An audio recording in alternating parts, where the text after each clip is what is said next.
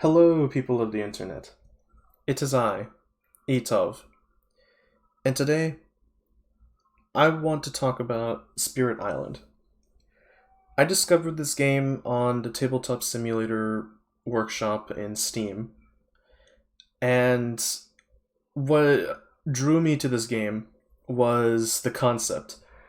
I was familiar with settlement and civilization building games, but this was the first I'd ever heard of a concept of settler destruction, cooperative settler destruction.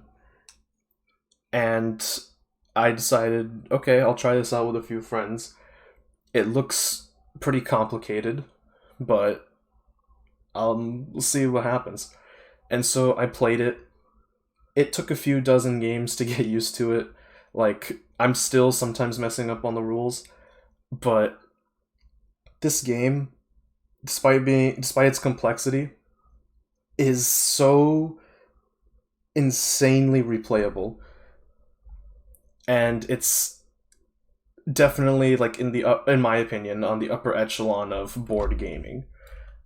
Like, just for example, there are 24 different spirits you can play as, and if that isn't enough for you, there's different difficulty modifiers, like adversaries and scenarios, and there's two expansions that change the way the game is played by adding events and other game tokens.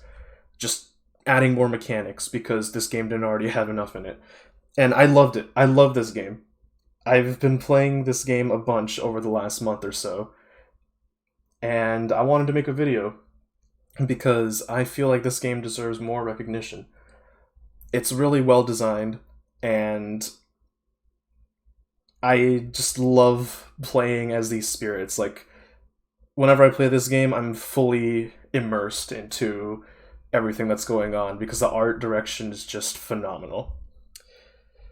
Anyways, you know what the title of the video is. I'm going to be ranking the spirits today, not by like any solid metric, just an arbitrary opinion of how I enjoyed playing them, or how I enjoy their aesthetic or their playstyle.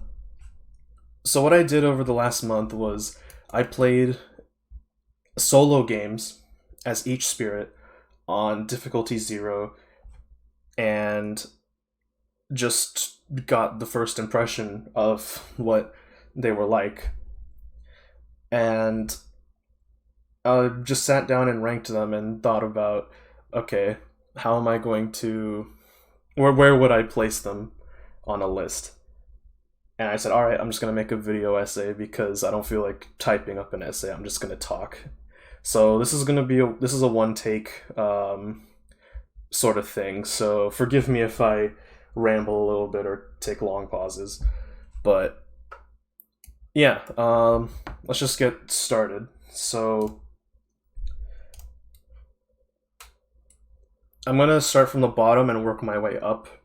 And again, these rankings aren't based on like how actually good these guys are, or how where they fit into like a meta. It's entirely based on my opinion of how they're designed and how they feel and what it's like playing as them, like what goes on in your head. So very abstract and very subjective. So feel free to disagree.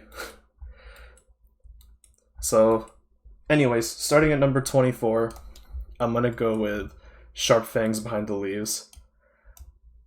I want to just clarify right off the bat that I didn't dislike any of these spirits per se. I just enjoyed some more than others. And Sharp Fangs Behind the Leaves just happens to be the one that I enjoyed the least. I think the reason why I didn't really like Sharp Fangs was because they pretty much you were pretty much left up to chance. It felt like event beasts are only manipulated through event cards. All that Sharp Fangs does is just kind of moves them around, and it's honestly not really that effective at taking care of buildings or such, which can be pretty important, especially uh, past stage 1. So Sharp Fangs just felt really weird to play, and I was up to the mercy of the event cards most of the time when I was playing as him. So that's why he's at number 24. Now, number 23, we have Finder of Paths Unseen. So the reason now, I love Finder of Paths Unseen concept. In fact, I love a lot of the concepts that they made for Jagged Earth. And I was really astonished when I saw that he had, or the Finder had, a negative offense rating. Like, that just blew my mind when I saw that. I'm like, oh, if you destroy invaders or Dahan, you lose presence. And I was very invested in playing it, but my perception, or my idea of how this spirit would work, was that they would actually like change the map, so to speak.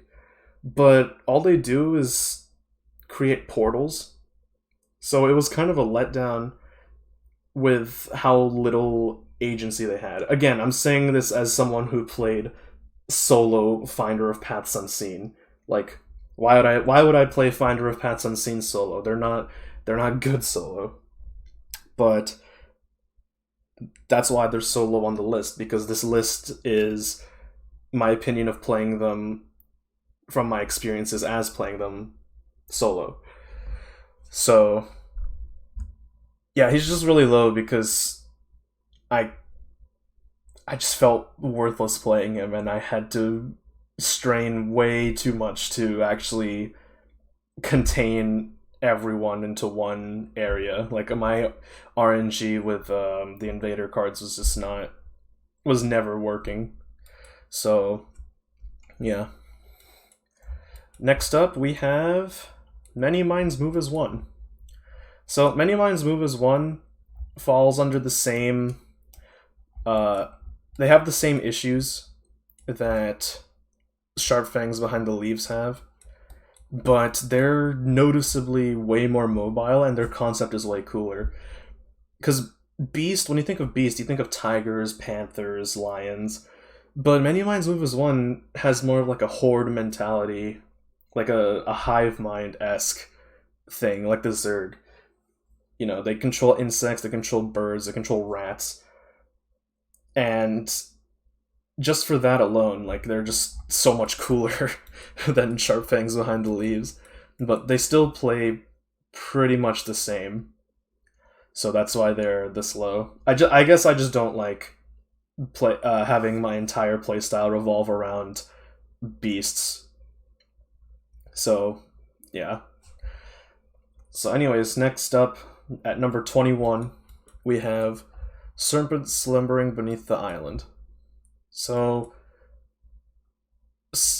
okay, I was debating putting Serpent this low on the list, but in the end, my justification for it was that they're a support class that has like a late game, essentially a board wipe, but it just takes way too long to get to, and I don't think that would be very good in higher. It would be very hard in higher difficulties to reach that state. Like, Serpent just feels like they have too much. They take too much time to get going, and I mean, I'm pretty sure even the designers were aware of that when they designed them. I mean, it says that there are several ways to play the Serpent, but all require patience. Like, that's fine. It's just, when they're like a few cards away from running out of invader cards, and I still am nowhere near to having enough elements for the Thrash the Land innate power, then it just feels, he just feels weak, like too weak in a sense. So Yeah, that's why they're so low, because all my experiences with him has just been like very slow, very clunky ways to win. Let's just move on to the next one. So the next one on the list at number 20 is Shroud of Silent Mist. So again, Shroud of Silent Mist, insanely cool concept. They are probably the most mobile spirit that there is in terms of like not being reliant on a resource.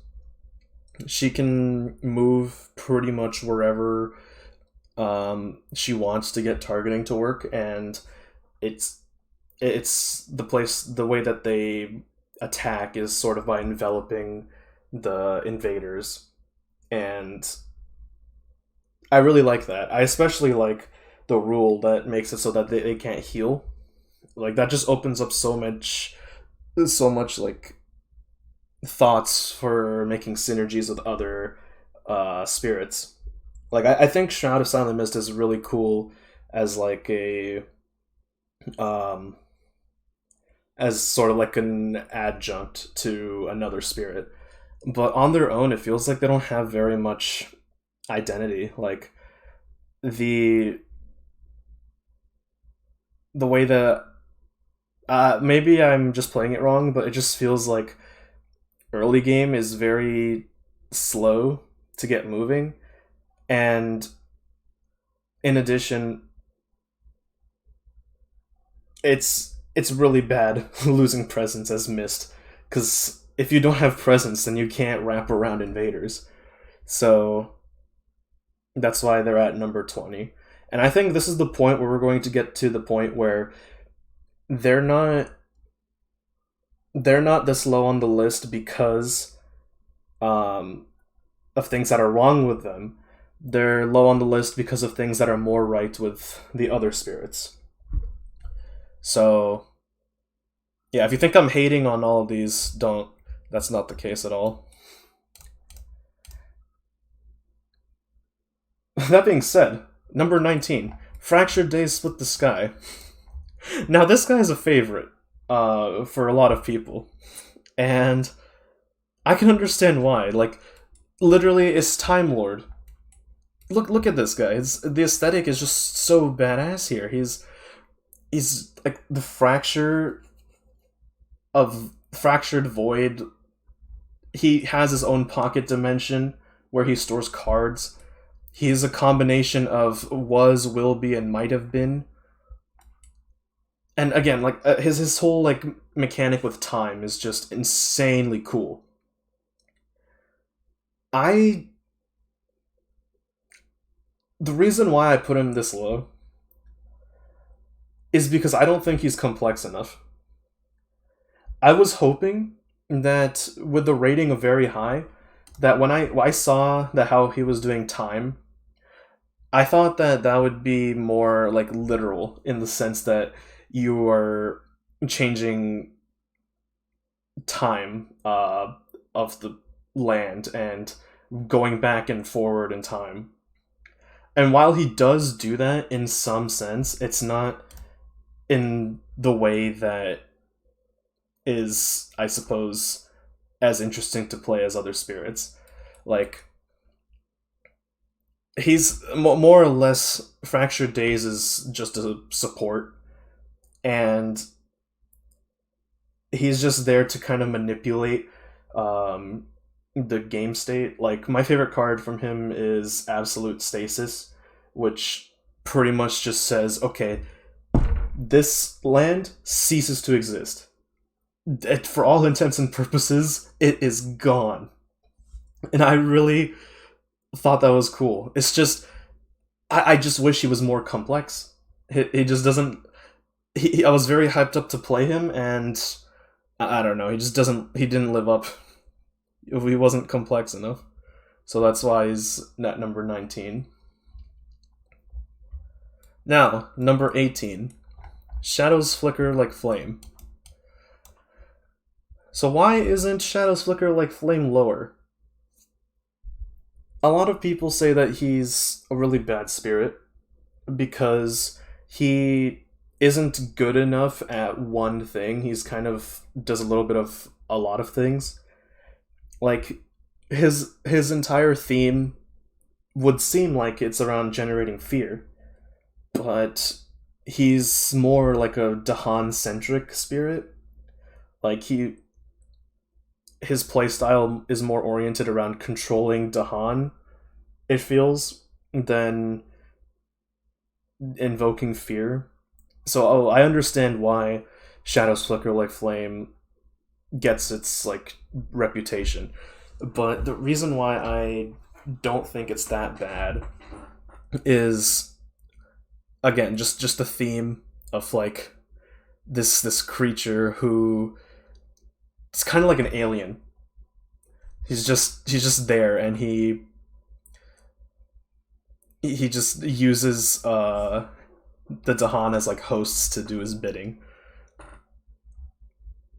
So that's all I have to say for him. Number 17, Vengeance as a Burning Plague. So the reason I put Vengeance this low is again his entire theme and aesthetic is kind of dry. I mean, I really like that he's the only spirit that uses disease to its fullest potential. And I also really like the whole idea of him just kind of being like a reverse plague doctor. He is literally the plague. It's just it just feels a little bit too cookie cutter, you know? Like in like a medieval role playing game, he would be the human fighter. It's, for compared to all of the other insanely complex spirits there are from Jagged Earth, like this is the human fighter. So that's why he's at number 17. Number 16, we have Vital Strength of the Earth. Vital Strength of the Earth is also just, in my opinion, kind of boring. That's because I guess that's because my play style isn't like entirely oriented around being the defensive guy, especially when I'm playing solo. But even then, like I put him higher up on the list just because I recognize that he's a very powerful guy once he gets going. And you know, with his aspects, he's even cooler in a sense. So yeah, again, not a whole lot to say on him, just because I've only played him like twice. But I think he's cool. It's just I wouldn't play him unless our team like really needed defense. Which, that being said, at number 15, we have Stone's Unyielding Defiance, which is fulfills the same role as Vital Strength of the Earth, but is just way cooler thematically. This guy just does not give a shit about invaders. He's just there, and he does not take shit from any of the invaders. He ignores blight, and he fights back by like using it, like I imagine he's like pounding the earth and making earthquakes with his these little hands. Like this guy is just Geodude but cooler. I really like Stone's Unyielding Defiance. But again, he fulfills the same niche as Vital Strength of the Earth, and that niche is just one that I'm not as drawn to. So that's why he's at number 15. At number 14, we have Lightning Swift Strike. Lightning Swift Strike is pretty powerful. I think they're actually probably one of the most offensive spirits in the game. Like, his entire thing is just destruction, destroy. And I think that's really cool. The reason why that's not why I would the reason why I wouldn't put him higher is he just feels kind of like a noob trap. I remember playing Lightning Swift Strike and just always making slow powers fast powers, even if it wasn't the right play, just because I could. And I genuinely felt that Lightning Swift Strike was holding me back from becoming a better player at this game. It took me like a while after playing other guys to realize that slow powers are really, really good. And there's a time and place for fast powers, and it's not every single time. But I really like his theme of pure, like, unadulterated destruction. And he's right where he deserves to be, in my opinion. Next up, we have Volcano Looming High. So, Volcano Looming High, also similar to Lightning Swift Strike, is another one of the primal spirits that is actually the parent of a lot of other spirits. The reason why I put him over here, and why I like him so much, I feel like a lot of people wouldn't like him because he's very limited. He can only place on mountains, and his entire thing is about stacking up over like many turns before blowing his load in one turn. But I don't know why, but I really like that. I like this art just doesn't make me think of him as a volcano. It makes me think of him as like a kaiju. Like he's Godzilla. And when I'm playing as him, I imagine him as like just a insanely like roided kaiju that's angry at the spirits for invading. Or not the spirits for invading, the invaders for invading. My bad.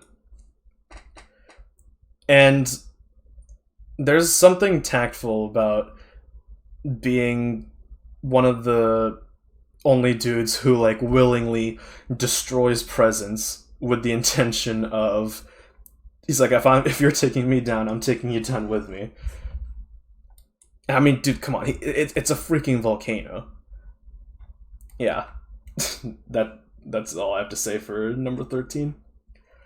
So number 12, we have Lure of the Deep Wilderness.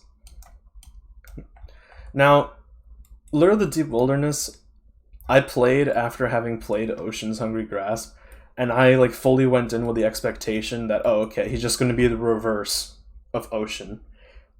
That instead of pulling him into, instead of being like oriented around the coast, he's oriented around inland. And I was just like, okay, yeah, this character's just going to be like a copy of Ocean. But to my surprise, he's actually way more than that, because he manipulates wilds, badlands, disease, and beasts. Pretty much everything that the expansions offer aside from Strife. That's what I like. He's just a more complex version of Ocean in terms of like content. But the reason I don't think he's better than Ocean is, again, just aesthetic. Like, while I do find it cool that he just says that, okay, explorers that are in my lands are lost. They do not exist. Like, they're just forgotten. While I do like that, I like the whole like concept of drowning more, and I'll get into that in a second. But first, at number 11, we have Shifting Memory of Ages.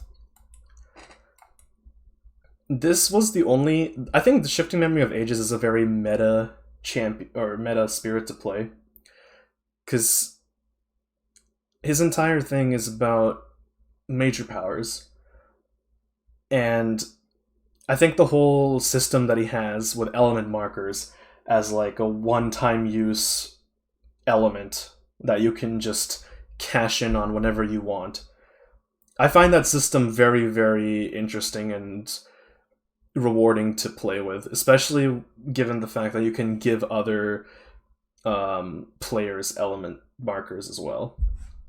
And also, major powers are already just insanely good, and you can augment major powers with certain effects to get if you have the elements for it. So he just feels like a really, really powerful support who's also self-reliant.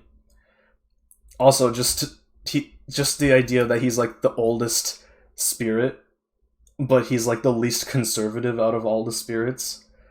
That's just like a very interesting concept to me.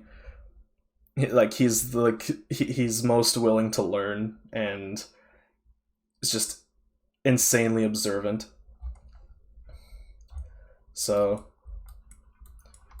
yeah, number 10, Ocean's Hungry Grasp. Yeah, like I said, the reason why I put him above Lure of the Deep Wilderness is the theme is just way cooler. The whole system that they have with drowning, how it generates fear and energy, is really cool. And I really, really like Ocean's growth options. Like, just it mimics perfectly the whole idea of tides. You know, there's high tide and low tide. Waves. That ocean moves in waves back and forth, creeping up onto the coastal lands before retreating. And while it was kind of a nightmare to play him solo, he's very strong in groups. And I can't say that I haven't played some games thinking, okay, I'm just gonna push this guy into the ocean. Wait, there is no ocean. So, yeah. So that's my number 10. And yeah, I should have already said this, but we're getting into the top 10 now, where I'm ranking them more based on my, like, more positive experiences. So number 9, River Surges in Sunlight. This was the first spirit that I played. And I don't know if that's a contributor to me liking them more, but River Surges just feels really good, no matter like who they're playing with. They're always useful because they're always moving things around, changing the board, and they're even able to have sacred sites all over wherever there's wetlands. It just River just feels very, very strong, especially out of all of the low complexity spirits. They feel like they have the most to them.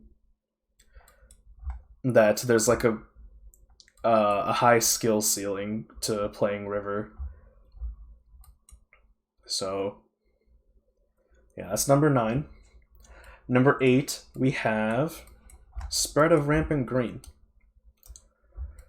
So Spread of Rampant Green, I really like that he gets presence on the board like faster than anyone. Like turn 4, all of his tracks are pretty much revealed. And it's really cool. He just comes off as like this rejuvenating spirit that is almost like an invasive species of what is it? Like vines. And I just imagine overgrowth whenever they take over on slow phase. Like I think of Last of Us, how when Ellie and Joel finally made it to the west and they saw the giraffe in that place where there was a bunch of wildlife. He just seems like such a really cool, friendly spirit. So, also just the fact that being able to put presence, being able to choose to put destroyed presence is just broken. Like, I feel like it should be more costly to do so. Just because it like it makes it a bit too strong, you know. And when it's too strong, I'm just kind of like, do I deserve my victories or is it just my spirit? So yeah, that's why he's at number 8. Number 7, we have Bringer of Dreams and Nightmares. So, Bringer of Dreams and Nightmares is what I expected Shadows Flicker Like Flame to be, and goddamn, Bringer of Dreams and Nightmares delivers. He is the fear champion. I think he's the only guy, aside from like Serpent Slumbering, that I got a pure fear victory. As in, I cleared the entire fear deck and managed to get the fear all the way to the end. And even then, he's still like a very complex spirit to play because he can't destroy invaders. He can only push them, and then even then, he can't even push cities. So he feels like he's still has complexity despite being very, very strong and generating dozens, like almost a dozen fear per turn. I want to play him more, but there are other spirits that I find much more like rewarding to play, and I'll get into those now as we are about to enter our top 5. At number 6, we have Starlight Seeks Its Form. This guy is probably like the prettiest spirit to play. You know what, let me just flip over the cards so you can see what I mean.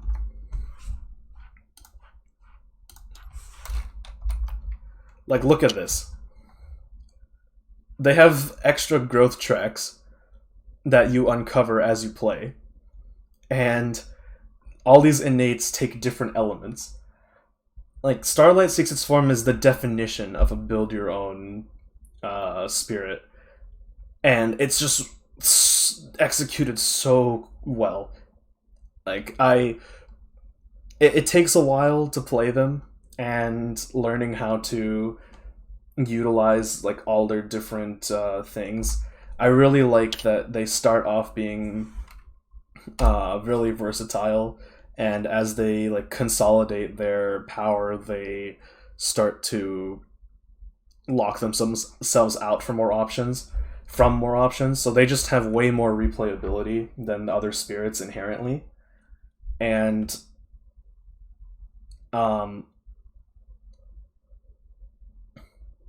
it speaks to me as somebody who's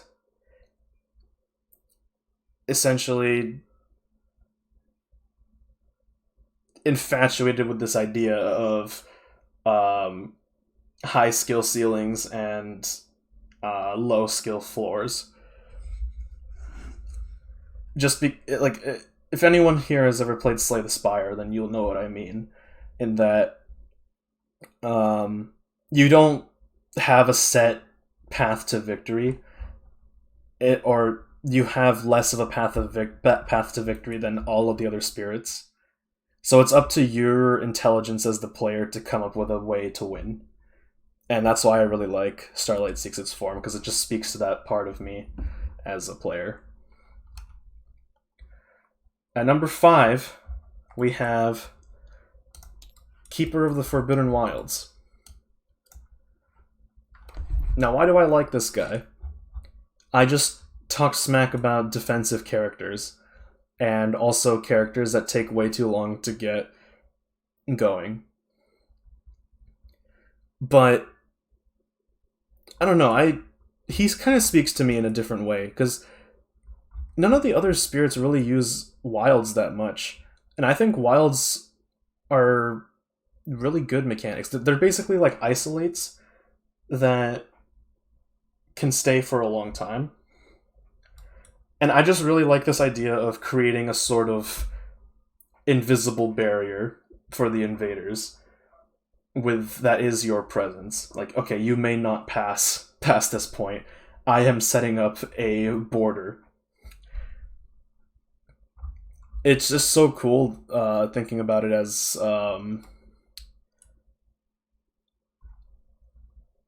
like in that regard, as like a warden. of the island.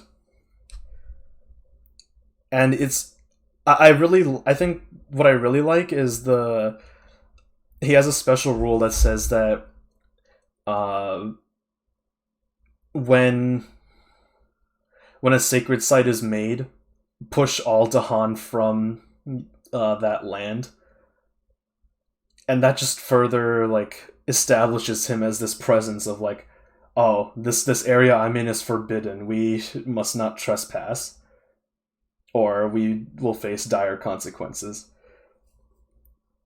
I don't know. It's definitely a more simple spirit and concept, more cookie cutter, but the way it's executed is just so cool to me. At number 4, we have Grinning Trickster Stirs Up Trouble. This is definitely the most chaotic spirit in the game. It's literally a monkey. And if anyone plays League of Legends, I'm a Shaco main. So if that doesn't immediately explain why I like this guy, then I'll clarify. I like this idea of RNG when it's controlled by you. So the reason I don't like Beast is because the RNG is entirely based on what you settled at the beginning of the game when you shuffled the event cards. But with the Grinning Trickster Stirs Up Trouble, he just makes things happen and doesn't care. He's like, let's see what happens. Why don't we let them fight? And his cards are just the funniest things I've ever seen. It's just imagine you're an explorer, imagine you're an explorer, and you're just in the mountains, and you're in a cave, or you're checking out a cave, and all of a sudden, bam, unexpected tigers. Or let's say you're a huge settlement that you're a huge settlement with a lot of towns and cities, and then bam, someone commits overenthusiastic arson. Probably the guy that impersonated the authority and incited the mob. Do you see what I mean? Like, just like Shaco in League, his starting cards don't have any relation to each other in from a design sense, but they still play flawlessly. They synergize, and it just works. And let's see what happens. I mean, let's just take a look at what that is. I think this is the most creative thing I've ever seen. Discard minor powers from the deck until you get one that targets a land. Use its text effects on target land immediately, ignoring normal range and targeting restrictions. All up to instructions must be used at max value. Treat all ors and ands. And then you may forget a power card to gain the just used card. So, and this is something that you pretty much get every turn. Like, if you're playing it right, you can get this effect like turn 1. And it can completely change the way that the game plays. So, I really enjoy playing Grinning Trickster, and I definitely think that it would be cool to play them with other characters that aren't like very formulaic in the early game. So now we're in our top 3. You can see which ones are left. I'm just going to go ahead and say that at number 3 we have Downpour Drenches the World. I liked Downpour a lot. The whole idea of just showering an area so much that it floods. Like, I love rain. Coming from someone who lives in an area that doesn't get a whole lot of rain, I love rain. And I love thunderstorms. And they really did a good job of embodying the power of water in this character, in this spirit. The whole concepts of isolation and just pushing people and also everything is sort of like a puzzle. And you're going to notice this out of the top three um, spirits that I'm about to say, but all three of the top three spirits, playing them is like a very convoluted puzzle that you have to push all the pieces in a way that fit and creates this beautiful image that is the destruction of invaders. And Downpour just scratches that itch in a way that the other two. So this was the second to last spirit that I played. I played all the spirits in order, and I was just surprised at how he scratched the itch that the other two guys make me crave. I hope that didn't sound weird. At number 2, we have Heart of the Wildfire. Again, this spirit is another one that is like a puzzle. Because Heart of the Wildfire is a powerful guy. Like, by like turn 3, you pretty much have the tools to decimate everything in your way and just clear lands just by putting your presence on them. It's so cool, and it's like lightning swift strike in the sense that their offensive capabilities are the same, but Heart of the Wildfire the difference between Heart of the Wildfire and Lightning Swift Strike is that Heart of the Wildfire has to show restraint. They have to be careful not to do too much damage to where they blight the land and pretty much cause irreparable destruction to the island. And that's the puzzle that I really like to play with Heart of the Wildfire, is just how do I make the most out of my moves without doing too much. And the icing on the cake is, it's not just wildfire, it's not just fire, like pure fire, it's wildfire. And they have so all of the stuff that they do would happen on fast, but they have a slow power. And on the slow power, he removes blight. So it just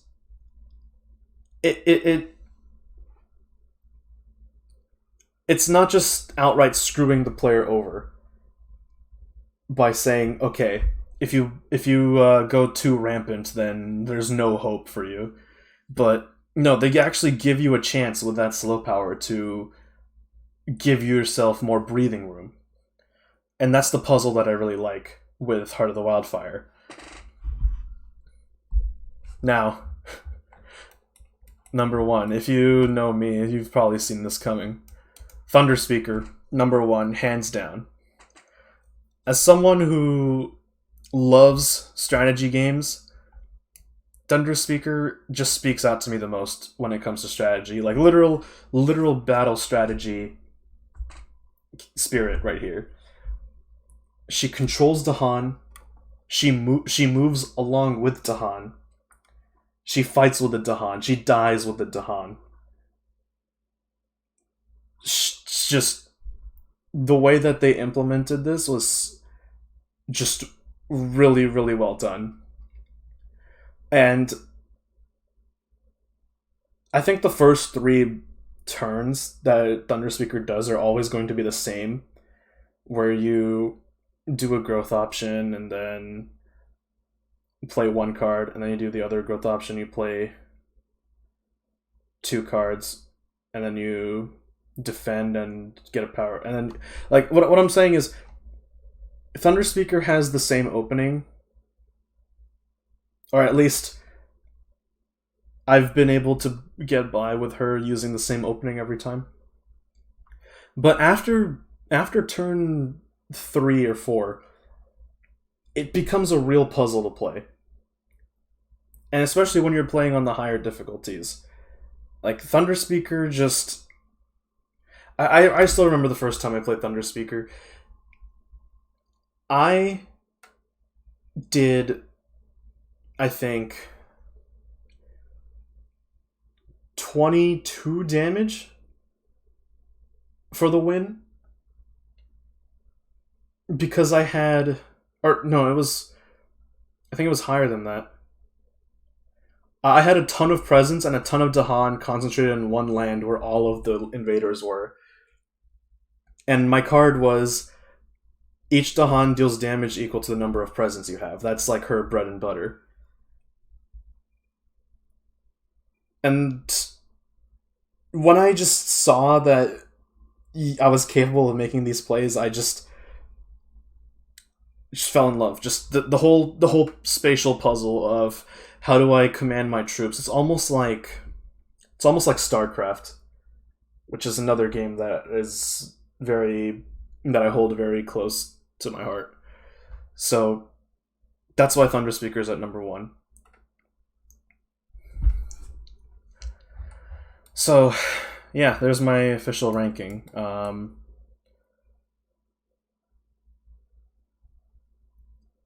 I encourage you to debate any of these with me because again, I am gonna just put it out there that I'm not claiming to be an expert at any of these spirits.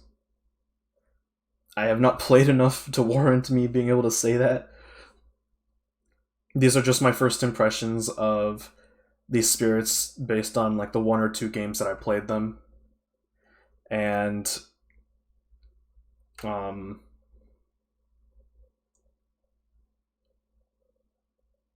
yeah, just thank you for watching. I've been rambling for 45 minutes now.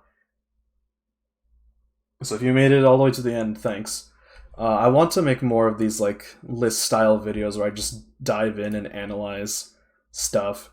And who knows, I might actually, when I get more experience with this game, I might come back and either refresh my list or make like a more proper, detailed tier list that is actually according to their viability as opposed to my opinion of how I play them or how like cool I think they are thematically.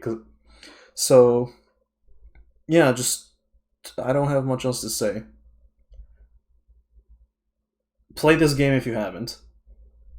It's a lot when you're starting, but if you sit through it, I promise you it'll be a blast. All right, thanks for watching. Bye bye.